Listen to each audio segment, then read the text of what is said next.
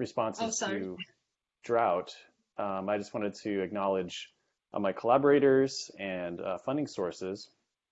So the work I'll talk about today was really led by a former postdoc of mine, Ashish Malik, who's now at the University of Aberdeen.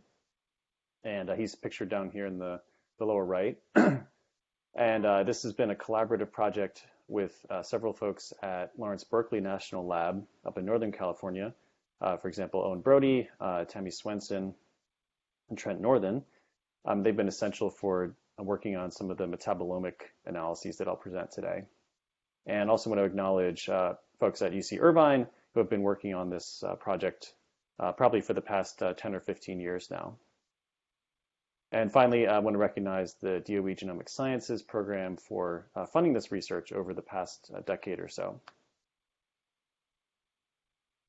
So I want to talk about environmental microbes today, and particularly how they are responding to changes in precipitation. And precipitation change is a big deal for us, especially here in California, because we're experiencing potentially increased rates and frequencies and intensities of drought going forward with ongoing climate change. This figure shows the annual mean precipitation change expected by 2100 under the RCP 8.5 radiative forcing scenario. So what that means is a more high emissions scenario. So some of the larger changes we might expect over the next 100 years. And what this map shows is in the warmer orange colors, drying, more likely drought, and in the cooler bluer colors, wetter conditions. And so the frequency of drought may be changing as we move across the globe in these different regions. But if we focus in on Southern California, where I'll discuss today, you can see that we're located in one of these areas that may be experiencing greater drought in the future. Now, of course, there's uncertainty on these projections, and that's represented by the hash marks across different Earth system models. But there's certainly the potential for longer, more intense drought periods. As we saw recently from 2011 to 2015 or so, there was a historic mega drought that hit Southern California and other parts of the southwestern United States. So drought is a natural part of our system here, but it's also expected to be increasing in frequency and intensity as we move forward with climate change. So we've been looking at microbial responses to drought, as well as consequences for carbon cycling in an ecosystem in Southern California. And here, my colleagues and I have developed a whole ecosystem manipulation of precipitation. And this is called the Loma Ridge Global Change Experiment. And you can see here an image of California grassland and some shrubland in the background. There's a structure there, which is part of our rainfall manipulation. This experiment's also factorial with nitrogen variation. So we have added nitrogen as part of this experiment. So since 2007, we've been imposing these treatments on the whole ecosystem level and monitoring the consequences, not only for microbes, but also for plants and other ecosystem processes. So I want to give you a little bit more detail about the field context here. So we manipulate precipitation and impose drought using these structures and covers. And so this image shows when the covers are closed, they block out rainfall from half of the plots. Now the treatments are only imposed during the winter rainy season. This is a Mediterranean climate, so we get the bulk of our rainfall during the winter months, and that's when these treatments are imposed. And to impose a treatment, we look at the weather forecast, and when there's usually a big storm coming, we'll send a team out to close up these shelters and prevent rainfall on the treatment plots. And that minimizes the amount of time that the shelters are closed and minimizes experimental artifacts due to closure. So it's only a couple weeks, maybe 10 or 14 days out of the year that these are actually closed and resulting in reduced rainfall. At the time of the experiment that I'll describe today, these treatments have been going on for 10 years. And we've been studying the responses in two ecosystem types, which are directly adjacent to one another. Those are grassland and shrubland systems. And I'll use this little grass icon to denote the grassland part of this experiment. So this image again is of the grassland. And if we just look right next door, so on pretty much exactly the same soil type and environmental conditions, there's a different ecosystem type known as coastal sage shrubland. And rather than having annual grasses, this system is dominated by higher statured shrubs, and which have very different chemistry and growth properties. And I'll use this brown shrubby icon to represent this ecosystem type. Relative to the grassland, we see a higher diversity of plants and therefore plant litter or dead plant material in this system. That dead plant material has a higher carbon to nitrogen ratio, which means that it's a worse substrate for microbial consumption and decomposition. And this substrate also has greater lignin content. And lignin is a complex biomolecule produced by plants that results in higher structural integrity, but is harder for environmental microbes to break down and degrade. So these are our two ecosystem types where we've been manipulating rainfall. And the focus of my research that I'm talking about today is how microbes or microbiomes that live within the surface leaf litter respond to drought in these grassland and shrubland systems. So what kinds of strategies and pathways are activated in response to these environmental treatments? And again, here's another image of the field experiment. You can see it's replicated currently 4 times. So over the past decade or so, we've been developing a conceptual framework to help understand how environmental microbes respond to drought, what mechanisms are involved, and again, what the consequences might be for the carbon cycle in particular, because the Department of Energy that funds most of this research is particularly interested in how carbon storage and carbon loss are affected by environmental change. And we actually know less about this regarding drought than we do warming at the moment. So Ashish Malik, actually at the very beginning of this year, published this framework that we're calling the YAS tradeoff framework. And this is kind of based on some literature in plant communities where plants have different strategies that they may express and that may help them deal with environmental conditions. And by expressing these different strategies, they may coexist, they may have different consequences for ecosystems. So we proposed 3 main strategies, and again, they're not mutually exclusive. Microbes may have combinations of strategies. They may fall anywhere within this trade-off space or strategy space. One strategy focuses on yield or growth. So microbes that are under probably more benign conditions may be investing their resource allocation into biomass growth. However, if we have stressful environments, and you can define stress in different ways, but here let's call that a drought environment or dry, desiccated environment, we may expect that microbes invest more in stress tolerance compounds and metabolites. So those could be molecules like osmolytes or low molecular weight solutes that help maintain water balance. The third strategy is this resource acquisition strategy, and this represents a strategy for acquiring resources from complex substrates.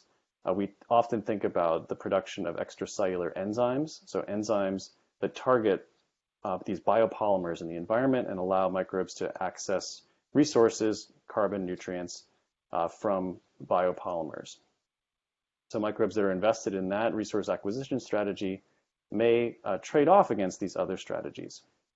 And in the context of our drought experiment, we may see a trade-off between growth yield and stress tolerance. So as we impose drought, that may reduce the capacity of the microbes to invest in growth biomass. So we aim to test this framework in our field experiment using a classic litter bag design. So we take some grass or shrub material, dead plant material, we put it into a bag which is open to the environment but allows us to track that parcel of litter. And we collected litter substrate in the summer of 2017, and then Ashish deployed it in September, which is again the end of our dry season typically here in California. And then those materials were left in the field experiment for 3 months and then harvested. Now, actually, there was another manipulation as well here, because usually it rains during this period, but in 2017 it actually didn't rain until late December, early January. So when this experiment was harvested, Ashish actually did an artificial wetting experiment to stimulate these microbes to respond to a moisture pulse. So I'll mention that again later in the talk. So in order to assess this conceptual framework, we measured metabolites with LC-MS, as well as RNA expression using RNA-seq. And we thought that these were good metrics because they give us an indication of the active investment of microbes into metabolic pathways that underlie these different strategies, and therefore some of the physiological traits that are important for these strategies. And I should also note, before we get to any results, that this drought manipulation is a complex change for this ecosystem. So not only are there direct effects of drought on microbial physiology, which many of you are probably aware of, that affects the diffusion and the survival of individual microbial cells, but drought also impacts both plant and microbial communities. So maybe direct impacts on the plant community, and we see this in our study, that the plants that grow under the drought treatment are different, and they respond very strongly to that water availability. So drought may alter the composition of the plants and therefore the chemical composition of the litter, the dead plant material. And that may then in turn affect or select on the members of the microbial community. Likewise, drought may directly select on that microbial community and cause shifts in the composition of taxa that are present. And then that may indirectly feed back to influence these microbial traits and strategies and physiology. So ultimately, the microbial physiology determines metabolism of the plant litter substrate and ecosystem processes like decomposition rates. So there's a range of different indirect and direct mechanisms that may be occurring in response to drought. And I want to point this out because due to the lack of rainfall during the experimental period of this study, we didn't actually see much direct impact of drought on microbial physiology because the treatments, those covers, were not actually deployed during the course of this experiment. So what we're mainly looking at here in this study is the legacy or the indirect impacts of drought over the years on plant community composition and on microbial community composition. So those mechanisms may be influencing physiology and metabolism. Okay, so let's take this framework and make some explicit predictions. So our first prediction is that the composition of transcripts and metabolites is going to change with the vegetation type as well as the precipitation treatment. So here we have a cartoon ordination plot. And again, on these plots, the symbols that are further apart from one another are more different from one another, their composition. So we have the ambient conditions in blue and the reduced precipitation or drought treatment in red. So we might expect, first of all, that if microbes are responding to drought in their metabolism, that they're going to show different metabolites under drought. So the red circles are going to be in a different location than the blue circles. Likewise, we also expect to see differences from plant chemistry. So on the left, we have the grassland microbial communities. On the right, we have the shrubland microbial communities. So we'd expect these transcripts and metabolite pools to be distinct based on these different environmental factors. So here are some of the results, again, based on RNA sequencing of the whole microbiome. And again, we have the symbol for grass here and shrub here. So definitely we see distinctions in the communities and the transcription occurring between grass litter versus shrub litter. So that's not too surprising. We do also see an effect of precipitation. This is a statistical analysis from a permutational ANOVA. And again, we see that there's a significant effect of precipitation where our drought treatments are up here in the grassland. but they're kind of spread throughout the points in the shrubland. And this is reflected in a significant vegetation by precipitation interaction. So drought's altering transcription, but really only in that grass microbial community. We're not seeing much of a response in the shrubland to the precipitation treatment. And again, I'll remind you that we're looking primarily here at the historical effects of drought as expressed through changes in plant litter composition and microbial community composition. So this is reflecting these indirect effects that I pointed out before. But those definitely have an impact on contemporary transcription in this case. Now, the metabolites also show a similar pattern. So we were fortunate that we saw quite a lot of alignment between our transcription results and our metabolome results. In this case, though, we do see an even stronger interaction between vegetation and precipitation. So again, the vegetation types are well separated in this non-metric multidimensional scaling space, but there's a very strong precipitation by vegetation interaction where we see different metabolites that are changing dependent on the vegetation type. Again, with the drought treatment up here in terms of metabolite composition in the grass community and the drought treatment down here in the shrub community.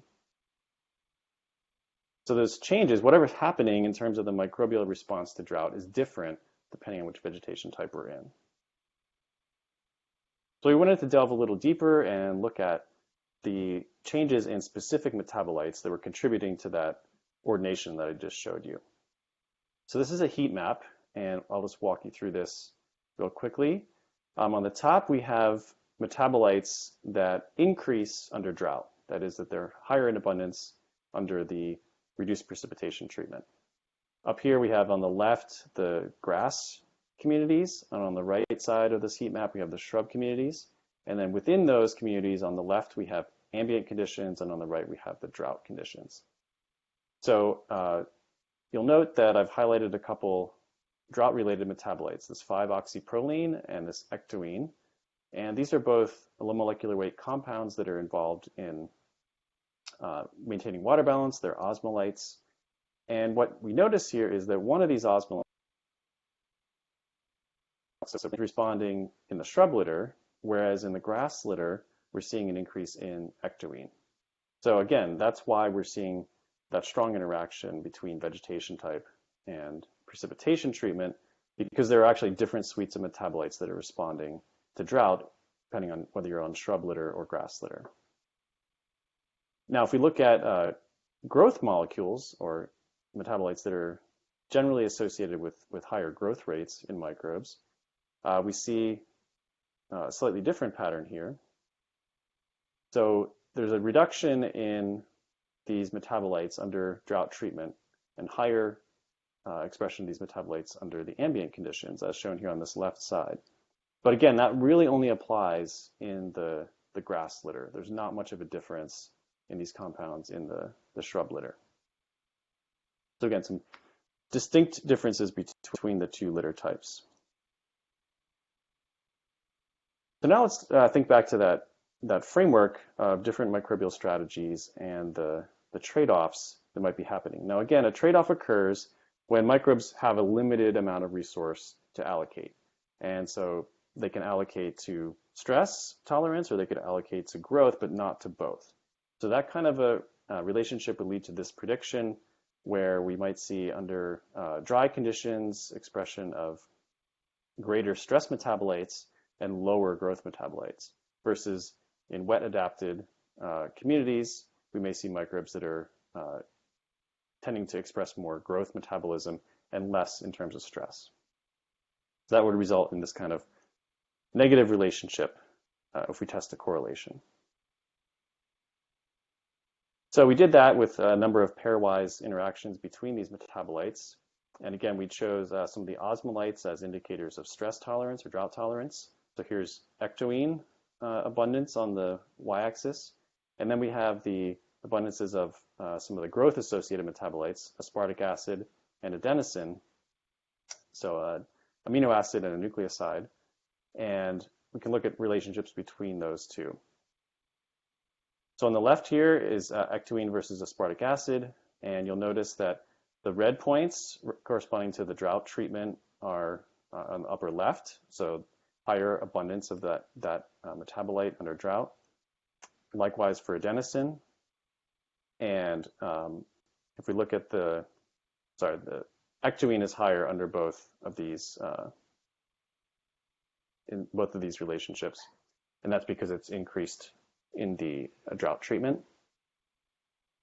And so that difference in the treatments is really driving this negative relationship. So as we go from the drought treatment, we have higher ectoine, lower aspartic acid and adenosine, out to the ambient treatment where we see higher investment in aspartic acid or adenosine, indicating more of a growth strategy.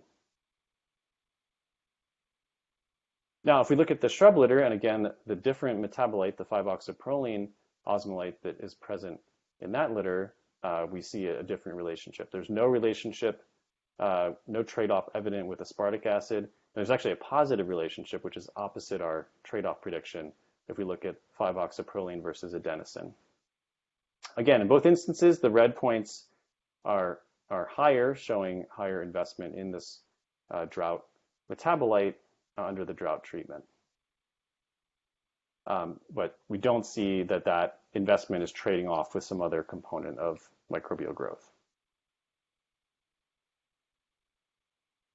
So to summarize those results, we can place our conceptual framework for microbial strategies on the field experiment, where under ambient conditions in the grassland litter, we are seeing evidence for investment in this higher growth yield strategy.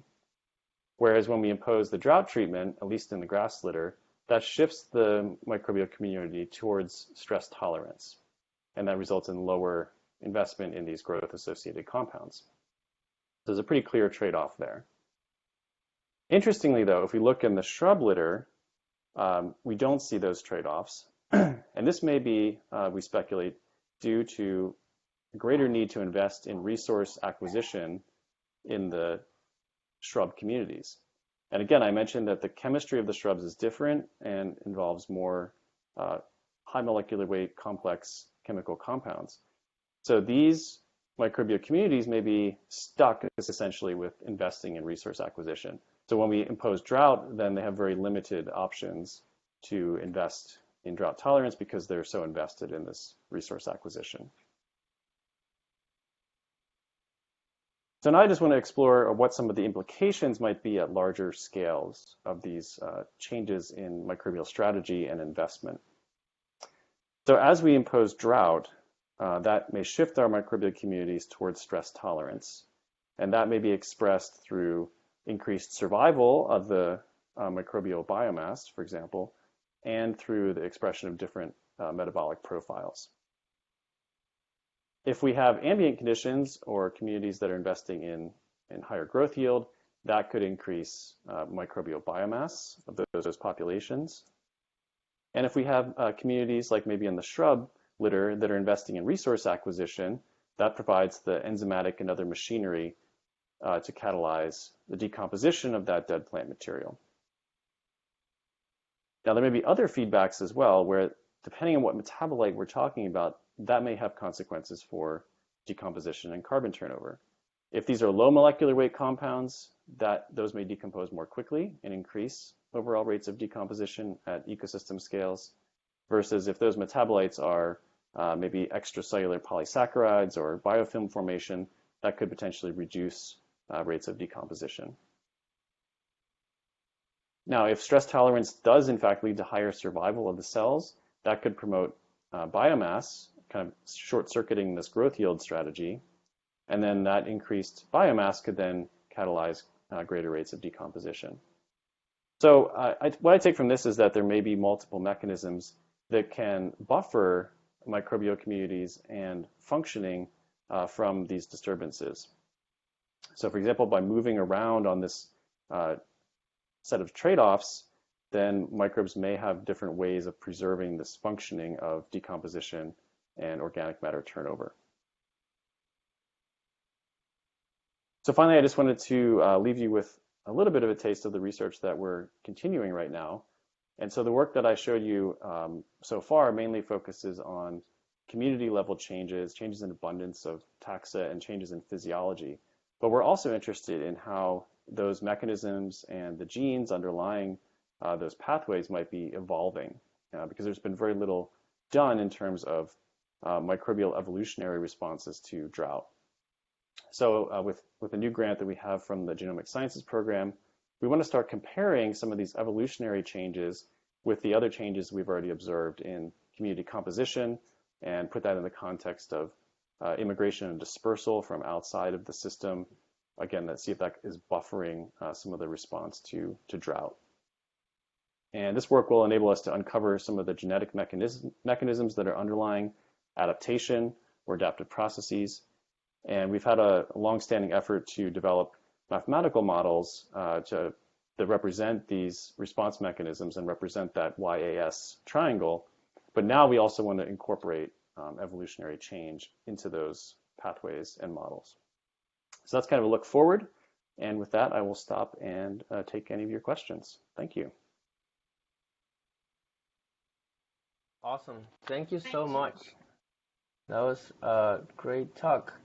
I do have a question. So if you go back to your, so it seems like you were measuring community function, Yes. and in the sense of like, oh, you have ectoin and then you have aspartic acid, and then you're trying to link it to place them into the model. I'm wondering, maybe I missed this. Are you talking about the community itself changing in regards to its composition, or the members of the community also shifting? Or I guess it's a combination of both. Is there? But yeah, what is your hypothesis, or what do you think is going on there? Yeah, it's definitely a combination of both. So if we go back, to this set of direct and indirect pathways, they're both represented here. So we know that the community composition changes, and Ashish actually measured the metagenomes as well, and so that'll be a different paper and analysis. But we see changes in the genetic composition of these microbiomes with drought, but we also are testing for individual populations.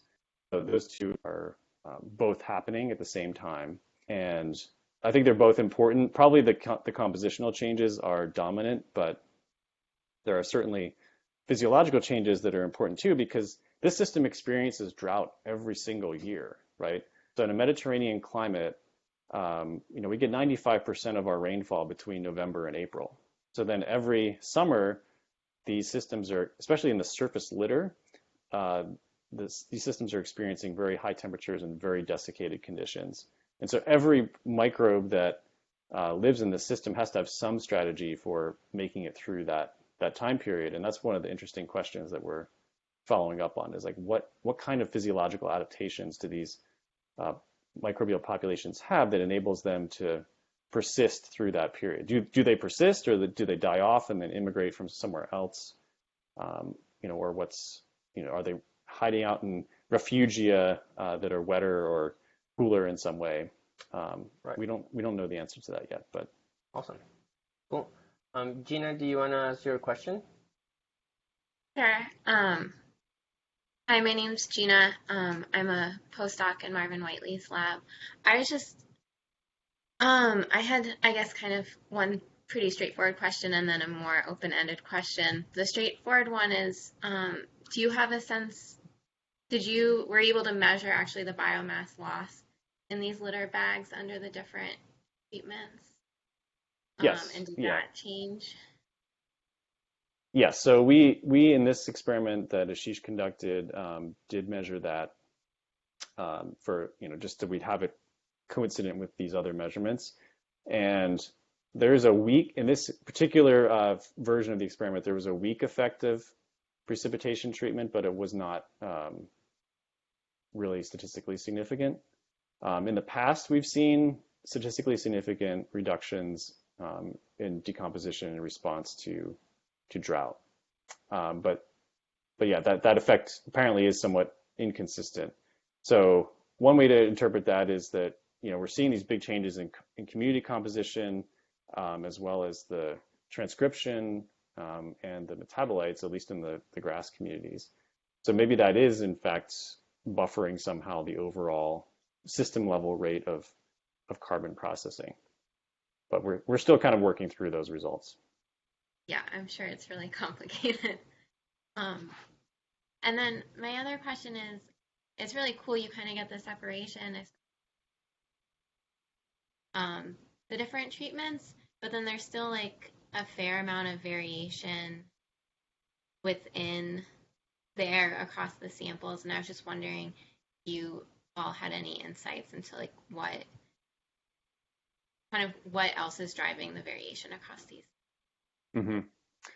Yeah, that's a good question because we do homogenize the litter substrate before doing the experiments. So we are trying to reduce some of that variation just from like picking different plant species to put into the litter bags. But there is a lot of microclimate variation, and actually, when we measured, or when Ashish measured the decomposition rates, he also measured CO2 production.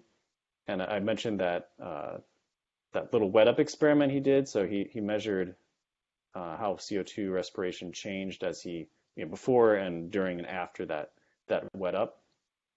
And some of the litter bags dried down within maybe 24 hours. Others, were wetter for almost a week. So we know that there's a lot of microclimate variation, and I think that has something to do with the scatter that you see across these communities. That each litter bag, even though they're all, in the same plot area, they're experiencing very different microclimates based on whether they're shaded or partly shaded. And then there's probably also some, stochastic assembly of these microbial communities that may be occurring as well. So we're trying to homogenize the litter, but there's still going to be differences in how we randomly sampled that litter and how those communities proceed through succession during the decomposition experiment. Yeah, definitely. Yeah.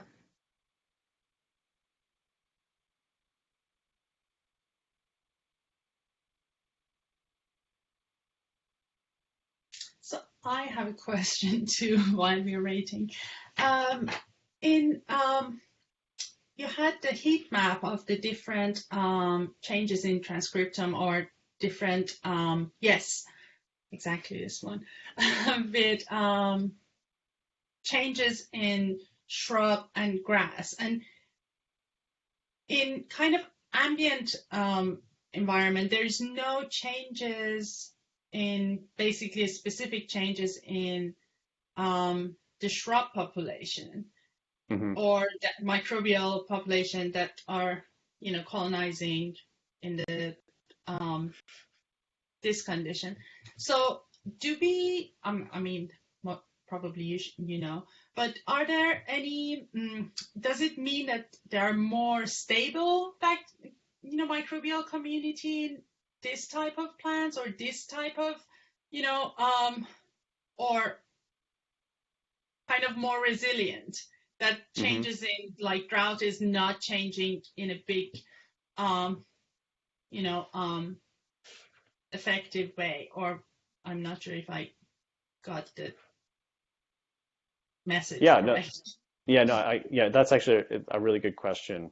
And if we look at the overall diversity, this was true, I think, at the metagenomic level, so at the genetic level, at the transcription level, and at the metabolite level, the diversity of pathways and compounds was just much higher in the shrub community.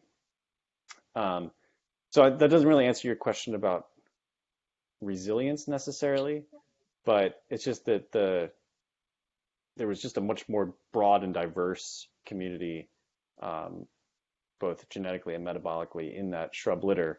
So I don't know, that might mean that there's a lot of different.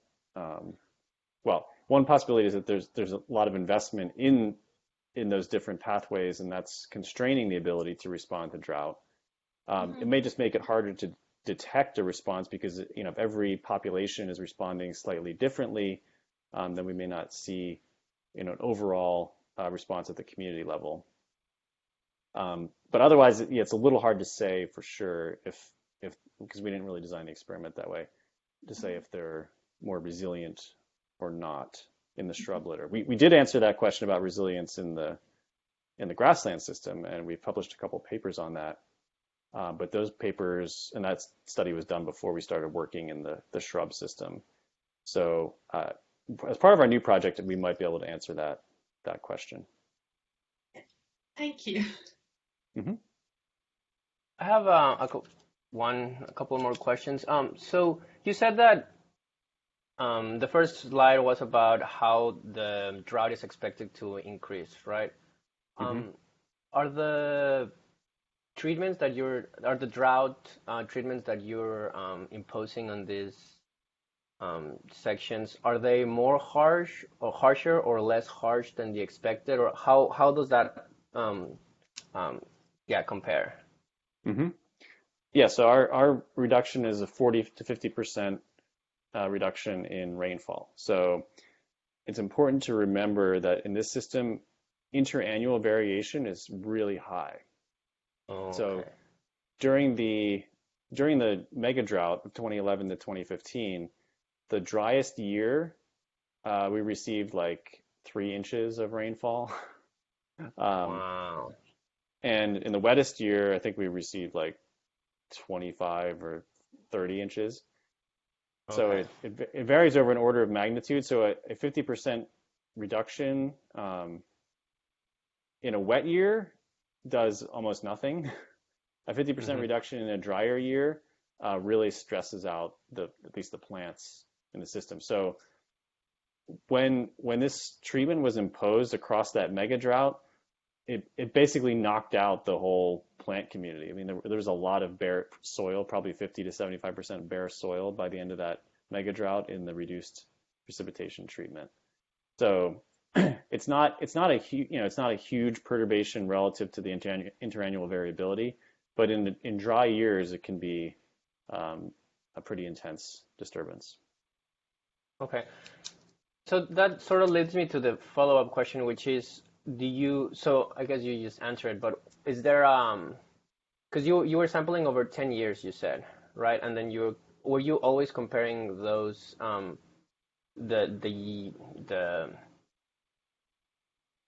I don't know how it's, but basically, yeah, is it like a overall event after 10 years, or do you see some sort of annual event? I don't know how to, well, never mind. I think I'm just confused. Do you mean that But the okay. changes are between years or is an overall? Is that what Yeah, you're well, asking? if there's, but he already said that the big drought years are the ones that make the most damage. So I guess that makes sense. Cool. Right, and again, to remind you, this experiment, was conducted over 3 months from September 2017 through December 2017. Okay. So, and during that time, we didn't close the shelters, so there's no direct effect of reduced Of the rainfall. moisture availability here. It's all about the 10 or however many years of impact on the plants and on the microbes integrated over some previous period of time. Yeah. Okay. Cool. Thank you so much. I think if there are no other questions, this is another chance to thank you again for joining us this week. And we hope that in some time soon that we can actually meet you in person and invite you to Georgia Tech, hopefully, if it ever, we don't know, the future is quite difficult to predict what's going to happen. But thank you so much. And I think if there's no other question, take care. Okay, well, thank you again for Thank you having so me. much. Yeah, It's fun meeting you all, and enjoy the rest of your summer. Yeah, you You too. too. Bye. Bye. Okay, bye-bye.